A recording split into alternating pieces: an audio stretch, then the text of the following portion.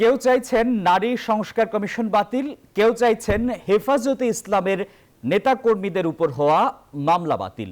এমনই সব দাবি আদায়ে ভোর থেকেই রাজধানীর সোহরাওয়ার্দী উদ্যানে জড়ো হন সংগঠনটির হাজার হাজার নেতাকর্মী। জানান, হেফাজতে ইসলামের কর্মীরা পবিত্র কুরআন বিরোধী যে কোনো কর্মকাণ্ড রুখতে সর্বোচ্চ ত্যাগ স্বীকার করতে প্রস্তুত, যার প্রমাণ এই মহাসমাবেশ। নাইম আলজিকোর রিপোর্টে বিস্তারিত।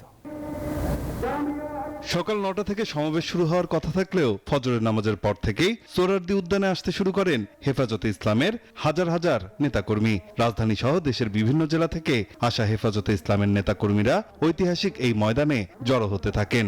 সড়কে সীমিত হয়ে আসে যান চলাচল। সমাবেশে অংশ নিতে আসা ব্যক্তিরা বলছেন, নারী সংস্কার কমিশনের নামে অনৈতিক কার্যকলাপের বৈধতা প্রদান সহ নারীদের সম্মানহানি করা হচ্ছে।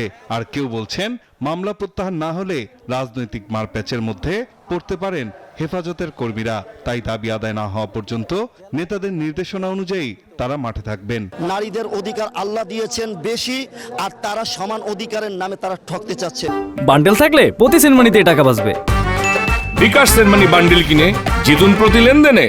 নারী সংস্থা যদি চালু হয় তাহলে এই দেশ হয়ে যাবে আপনার বিজাতি দেশের মতো। হেফাজতের সকল মামলাগুলো প্রত্যাহার করতে হবে এবং হেফাজতে যারা শহীদ হয়েছে তাদের বিচার আমরা চাই।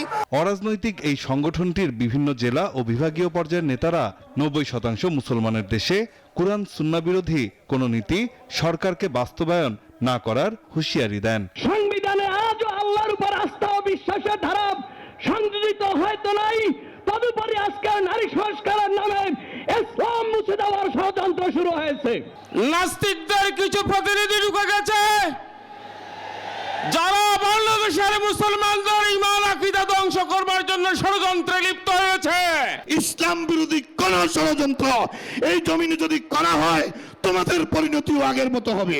মহাসমাবেশ থেকে ফিলিস্তিন ও ভারতে মুসলিম গণহত্যা ও নিপীড়ন বন্ধে সরকারকে ভূমিকা রাখার আহ্বান জানানো হয়। তবে হেফাজতে ইসলামের মহাসমাবেশে অধিকাংশ বক্তার বক্তব্যে নারী বিষয়ক সংস্কার কমিশন ও প্রতিবেদনের বিরুদ্ধে তাদের অবস্থান স্পষ্ট করা হয়। নাইম আলজিকো, নিউজ 24, ঢাকা।